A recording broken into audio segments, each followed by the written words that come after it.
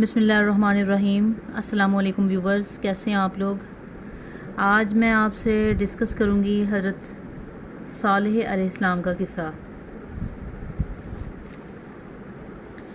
ہوا کچھ یوں کہ دن گزرتے گئے اور لوگ ایک بار پھر ابلیس کے وسوسے میں آ کر کفر کی طرف پلٹ آئے، کیونکہ ابلیس کسی بھی شخص کو وسوسے میں ڈالے بغیر نہیں چھوڑتا۔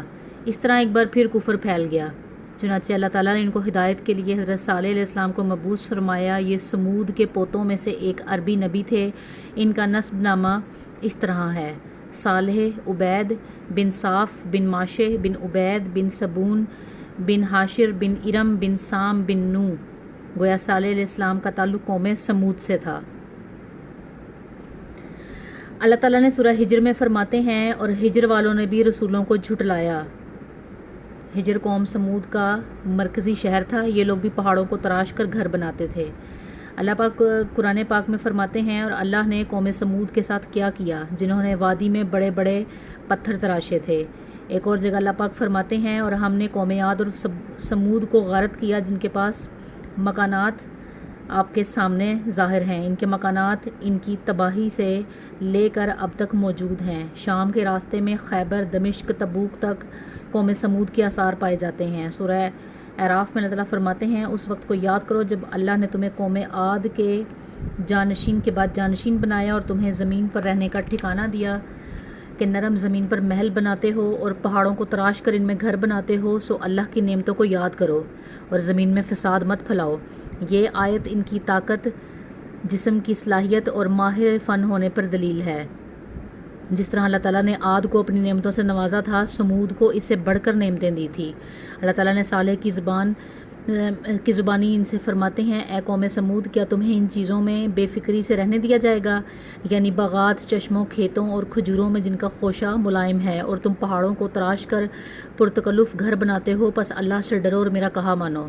لیکن ان لوگوں نے ہر طرح سے قوم عاد کی پیروی کی، بتوں کی پوجا کرتے۔ اللہ نے ان کے درمیان صالح کو مبعوث فرمایا۔ آپ علیہ السلام نبوت ملنے سے پہلے بھی عقل مند اور علم والے تھے، باعزت گھرانے سے تعلق رکھتے تھے، اپنے معاملات میں لوگ ان سے مشورہ لیتے تھے، لہٰذا انہیں خاص مقام حاصل تھا۔ لیکن جب آپ نے انہیں ایک اللہ پر ایمان لانے کے سوا کسی کی بات نہ کرنے کی دعوت دی تو ان کا ساتھ چھوڑ دیا۔ جواب میں ان سے کہنے لگے، اے صالح، اس سے پہلے ہم تجھ سے بہت کچھ امید لگائے ہوئے تھے، مطلب یہ کہ ہمارے نزدیک آپ کا بہت مرتبہ تھا، مقام تھا، ہمیں آپ سے بہت امیدیں تھیں، لیکن آپ نے یہ باتیں کہہ کر ہماری ساری امیدوں پر پانی پھیر دیا۔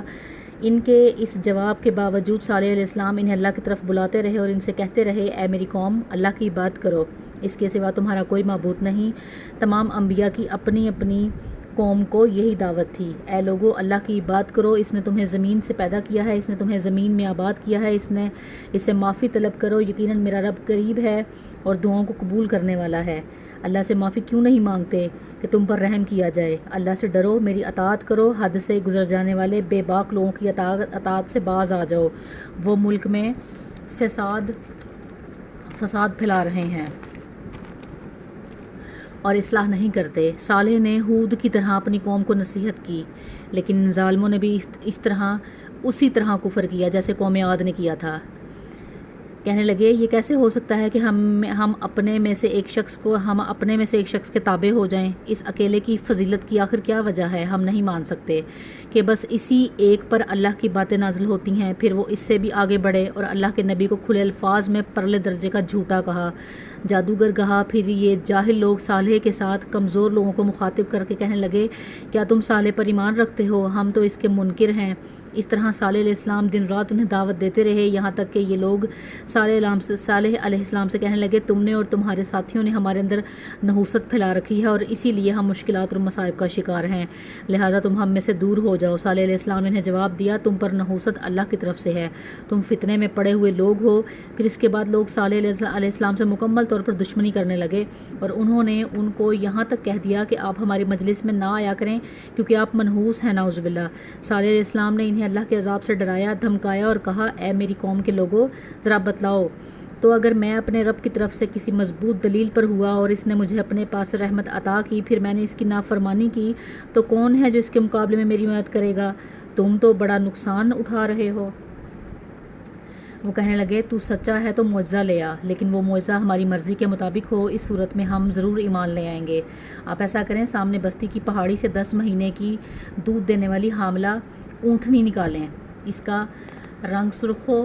صالح علیہ السلام سے یہ مطالبہ کر کے وہ سردار لوگ ایک طرف بیٹھ کر مذاق اڑانے لگے۔ ایک کہنے لگا اونٹنی 10 ماہ کی ہو، حاملہ ہو، دوسرا کہنے لگا اس کا رنگ سرخ ہو، پھر ایک تیسرا سردار بولا اس کی کھال پر بہت زیادہ اون ہو، چوتھا بولا موٹی تازی ہو، ہم نے پہلے اس قسم کی اونٹنی کبھی نہ دیکھی ہو، پانچواں بولا وہ اتنی بڑی ہو کہ ایک دن میں تمام کنویں کا پانی پی جائے اور دوسرے روز ہم پئیں۔ یہ لوگ اسی طرح مذاق اڑا رہے تھے کہ صالح علیہ السلام نے ان سے کہا اگر تمہاری مطلوبہ اونٹنی تمہیں مل جائے تو کیا تم اس پر ایمان لے آؤ گے؟ تم مجھ پر ایمان لے آؤ گے؟ سب نے مل کر کہا ہاں ضرور لے آئیں گے۔ صالح علیہ السلام نے فرمایا تب تم ایک دن سب کو جمع کر لو۔ مقررہ دن وہ لوگ جمع ہو گئے، ان کی موجودگی میں صالح علیہ السلام نے اللہ سے دعا کی، زمین پر زلزلہ طاری ہوا، ان کی آنکھوں کے سامنے چٹان پھٹی اور اس سے ویسی ہی اونٹنی نکلی جیسا کہ ان کا مطالبہ تھا۔ انہوں نے اپنی زندگی میں ایسی اونٹنی پہلے کبھی نہیں دیکھی تھی، اس میں وہ تمام صفات موجود تھی جن کا ذکر ان لوگوں نے کیا تھا۔ اللہ تعالیٰ فرماتے ہیں اللہ تعالیٰ حضرت صالح علیہ السلام کی زبانی فرماتے ہیں اے میری قوم، یہ اللہ کی بھیجی ہوئی اونٹنی ہے، یہ تمہارے لیے ایک معجزہ ہے، اب تم اسے اللہ کی زمین پر کھاتی ہوئی چھوڑ دو، اسے کسی طرح کی تکلیف نہ دو ورنہ فوری عذاب میں تمہیں آ پکڑے گا۔ اس اونٹنی کو کسی نے جنم نہیں دیا تھا، اس لیے اس کو ناقۃ اللہ یعنی اللہ کی اونٹنی کہا گیا۔ پھر صالح علیہ السلام نے فرمایا لوگو سن لو، ایک دن یہ اونٹنی پانی پیے گی، ایک دن تم پانی پیو گے، تم میں سے کوئی اس کو تکلیف نہ دے ورنہ اللہ کا بدترین عذاب تم پر نازل ہوگا۔ اللہ پاک فرماتے ہیں بے شک ہم اونٹنی کو ان کے لیے آزمائش بنا کر بھیج رہے ہیں، تم صبر کے ساتھ ان کے انجام کا انتظار کرو۔ اس نشانی کے ظاہر ہونے کے بعد اللہ تعالیٰ نے حضرت صالح علیہ السلام کو مخاطب کرتے ہوئے فرمایا تم اب دیکھتے رہو ان کا انجام کیسا ہوتا ہے، ان سے کہہ دو کہ پانی پر ایک دن ان کا اختیار ہوگا، ایک دن اس اونٹنی کا، خبردار کوئی زیادتی نہ کرے، کوئی بھی اس اونٹنی کو پانی پینے سے نہ روکے۔ اللہ نے سختی سے فرمایا اونٹنی کو کوئی تکلیف نہ پہنچے۔ اس معجزے کو دیکھ کر لوگ 2 گروہوں میں بٹ گئے، بہت کم لوگوں نے صالح علیہ السلام کی پیروی کی، ان پر ایمان لائے، لیکن اکثر لوگ پھر اپنے کفر پر ڈٹے رہے۔ اللہ تعالیٰ فرماتے ہیں ان لوگوں نے خود معجزے کا مطالبہ کیا تھا، اپنی آنکھوں سے دیکھنے کے باوجود ظلم پر اڑے رہے اور کفر پر اصرار کرتے رہے۔ قرآن میں ایک اور جگہ ارشاد ہے ہم نے قوم سمود کو معجزے کے طور پر اونٹنی عطا کی مگر انہوں نے اس پر ظلم کیا۔ وہ ایک واضح نشانی تھی، ان کا کہنا تھا کہ اسے جادوگر نے پیدا کیا ہے۔ وہ اونٹنی ان میں موجود رہی، جب کنویں پر پانی پینے جاتی تو سارا پانی پی جاتی، لوگ اس کا دودھ پیتے، دودھ ان کے لیے کافی ہوتا۔ ان کی آنکھوں کے سامنے اس نے ایک بچے کو جنم دیا، وہ شکل و صورت میں بالکل اپنی ماں جیسا تھا، لوگ اسے دیکھ کر تعجب کرتے، بچہ اونٹنی کے ساتھ رہتا تھا، یہ ایک واضح نشانی تھی، اس پر جادو کا شبہ کیا ہی نہیں جا سکتا تھا۔ وہ اونٹنی ایک عرصہ ان میں رہی۔ اللہ تعالیٰ فرماتے ہیں ہم نے قوم سمود کو بطور نشانی ایک اونٹنی دی تھی لیکن انہوں نے اس پر ظلم کیا، حالانکہ یہ نشانیاں ہم لوگوں کو ڈرانے کے لیے ہی بھیجتے ہیں۔ وہ لوگ پھر بھی ڈٹے رہے، لیکن کچھ سرداروں نے مشورہ کیا کہ اگر ہم نے صالح کو چھوڑ دیا تو لوگ ہمیں چھوڑ دیں گے، اس اونٹنی نے تو ہمیں مشکل میں ڈال دیا ہے، ہم تو ایک دن پانی پی ہی نہیں سکتے کیونکہ یہ سارا دن پانی پیتی رہتی ہے اور اپنی دیو ہیکل اور اتنی دیو ہیکل ہے کہ ہماری ساری بکریاں ڈر جاتی ہیں، اونٹ اسے دیکھ کر خوف زدہ ہو جاتے ہیں، لہٰذا ہمیں چاہیے کہ ہم اسے چھٹکارا حاصل کر لیں۔ وہ آپس میں مشورہ کرنے لگے، آخر انہوں نے اس پر ایک آدمی مقرر کیا، اس نے ایک اور ساتھی کو ساتھ ملایا، ان دونوں نے مل کر اونٹنی کو قتل کر دیا۔ اللہ تعالیٰ نے سورہ قمر میں فرمایا پھر انہوں نے اپنے ساتھی کو بلایا، اس نے ہاتھ بڑھایا اور اس کی کونچیں کاٹ دی، پھر اللہ تعالیٰ کا ڈراوا اور عذاب کیسا تھا۔ اس طرح ان 2 بدبختوں نے اتفاق سے اونٹنی کو مار دیا اور آپس میں مشورہ کیا کہ کوئی یہ نہ کہے کہ ہم نے اسے قتل کیا، اس طرح باقی لوگوں نے بھی اس سے اتفاق کیا۔ اللہ تعالیٰ سورہ نمل میں فرماتے ہیں اور اس شہر میں 9 آدمی ایسے تھے کہ شہر بھر میں فساد پھیلاتے تھے اور اصلاح نہیں کرتے تھے، مطلب یہ کہ یہ لوگ فساد کے انتہا پر تھے، ان میں برائی عام ہو رہی تھی اور ان کا اصلاح کا ارادہ نہیں تھا۔ رسول کریم صلی اللہ علیہ وسلم نے ایک بار اپنے خطبے میں اس اونٹنی اور اسے مار دینے کا ذکر فرمایا، لوگوں نے اس کے ساتھ دینے کا وعدہ کیا، لوگوں نے بھی اس کا ساتھ دینے کا وعدہ کیا اور یہ بدبخت اونٹنی کے انتظار میں بیٹھ گیا۔ اونٹنی پہاڑ کی طرف سے آئی تھی اور پانی پی کر واپس چلی جاتی، یہی اس کا معمول تھا۔ جب اس شخص نے اونٹنی کو نکلتے دیکھا تو اس پر حملہ کر دیا، لیکن اس کا جسم دیکھ کر خوف زدہ ہو گیا اور الٹے پاؤں بھاگ گیا۔ بدبخت کدار نے جب ان کی یہ حالت دیکھی تو ہنسنے لگا اور آگے بڑھ کر اونٹنی کی ران پر تیر مارا، اس سے اونٹنی کی ران کی ہڈی ٹوٹ گئی۔ پھر اس ظالم نے اپنے ساتھیوں کو آواز دی اور آگے بڑھ کر اونٹنی کی کونچیں کاٹ دیں۔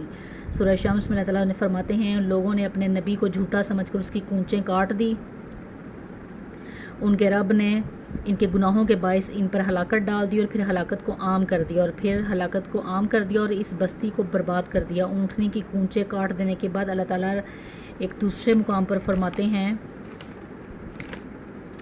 کہ بس انہوں نے اونٹنی کو مار ڈالا اور اپنے پروردگار کے حکم سے سرتابی کی اور کہنے لگے اے صالح، جن عذابوں سے تو ہمیں دھمکاتا رہتا ہے، اگر تو واقعی پیغمبر ہے تو ان عذابوں کو ہم پر نازل کر۔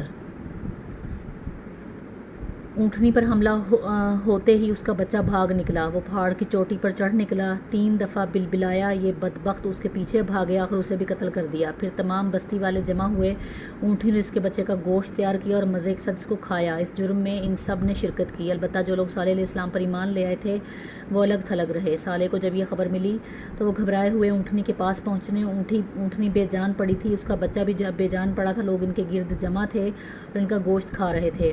اس وقت صالح علیہ السلام نے ان سے کہا کہ اچھا تم 3 دن تک اپنے گھروں میں رہ سہ لو، یہ وعدہ جھوٹا نہیں ہے، مطلب یہ کہ تمہیں صرف 3 دن کی مہلت ہے، اس کے بعد تم سب کے سب ہلاک کیے جاؤ گے۔ وہ صالح علیہ السلام کی بات کو رد کرتے ہوئے ان کی دھمکیاں دینے لگے کہ جن عذابوں کا تو ہم سے وعدہ کر رہا ہے، اگر تو سچا ہے تو ان کو ہم پر نازل کر۔ اس کے بعد وہ جمع ہو کر مشورہ کرنے لگے کہ آج رات صالح کو بھی مار ڈالو۔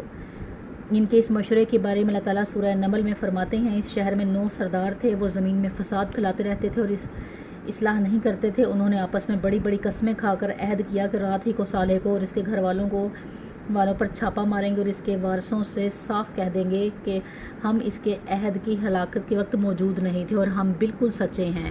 اب یہ لوگ صالح علیہ السلام کے گھر کی طرف چلے۔ صالح علیہ السلام کا گھر پہاڑ کی بلندی پر تھا۔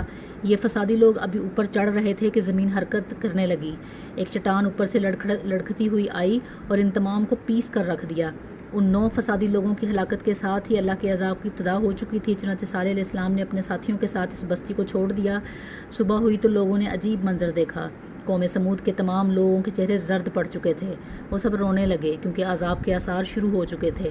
دوسرے دن تمام لوگوں کے چہرے آگ کی طرح سرخ ہو گئے تھے اور تیسرے دن تمام کے چہرے سیاہ ہو چکے تھے۔ اپنی یہ حالت دیکھ کر سب لوگ رونے لگے اور چیخو پکار کرنے لگے، اپنی قبریں کھودنے لگے۔ اب انہیں یقین ہو گیا تھا کہ عذاب کا وعدہ برحق تھا۔ اللہ تعالیٰ نے ان کو پہلی قوموں کی طرح ایک طرح کا عذاب نہیں دیا، جیسے قوم نوح کو صرف طوفان کے ذریعے ختم کیا، قوم عاد کو صرف طوفانی ہوا کے ذریعے ختم کیا، لیکن قوم سمود کو اللہ تعالیٰ نے طرح طرح کے عذابوں سے دوچار کیا، اس لیے کہ انہوں نے اپنی مطلوبہ شرط پوری ہونے کے باوجود ایمان قبول نہیں کیا۔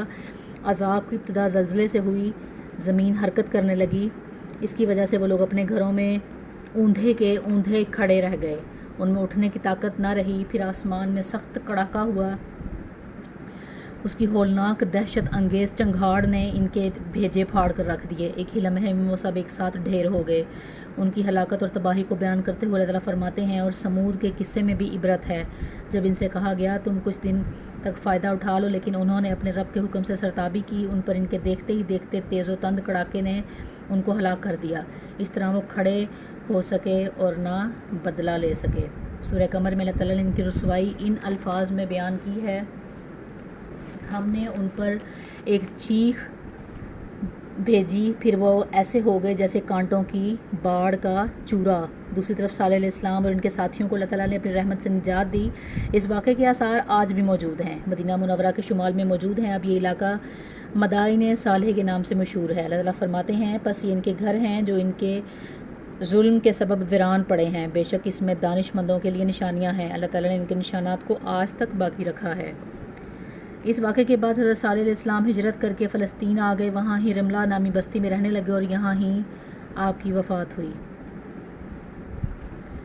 نبی کریم صلی اللہ علیہ وسلم نے فرمایا ایک جگہ پر، ان کی ایک روایت ہے کہ صحابہ کرام کے ساتھ آپ ان بستیوں میں یعنی مدائن صالح میں داخل ہوئے، ان کے صحابہ بھی ساتھ تھے، انہوں نے اس کے بربادی والے علاقے کو دیکھا اور وہاں سے انہوں نے کچھ برتن اٹھا لیے اور وہاں سے پانی بھر لیا، تو آپ نے فرمایا یہ پانی بہا دو، اگر اس پانی سے کھانا پکایا ہے وہ بھی پھینک دو، برتن توڑ دو، یہ عذاب زدہ قوم کی عبرت کی نشانیاں ہیں، کہیں ایسا عذاب آپ پر بھی نہ آ جائے۔ اس لیے ان کے علاقے میں داخل نہ ہوا کرو، اگر داخل ہو تو روتے ہوئے، رونا نہ آئے تو رونے جیسی شکل بنا لیا کرو تاکہ تمہارا شمار ظالموں میں سے نہ ہو۔ قرآن پاک میں اس واقعے کا ذکر 26 دفعہ آیا ہے۔ اللہ تعالیٰ فرماتے ہیں ایک جگہ قوم سمود نے اپنے رب سے کفر کیا، سن لو ان سمودیوں پر پھٹکار ہے۔ اس کے بعد لوگ ایمان کی حالت میں امن چین کی زندگی بسر کرنے لگے، کچھ عرصے بعد پھر سیدھی راہ سے پلٹ گئے، شیطان نے وسوسہ ڈالا اور وہ پھر بتوں کی پوجا کرنے لگے اور پھر سے اپنے انہی مشاغل میں وہ مصروف ہو گئے۔ یہ کچھ باتیں تھیں قوم سمود کی، امید کرتی ہوں آپ کو پسند آئی ہوں گی۔ دعاؤں میں یاد رکھیے گا۔ اللہ حافظ۔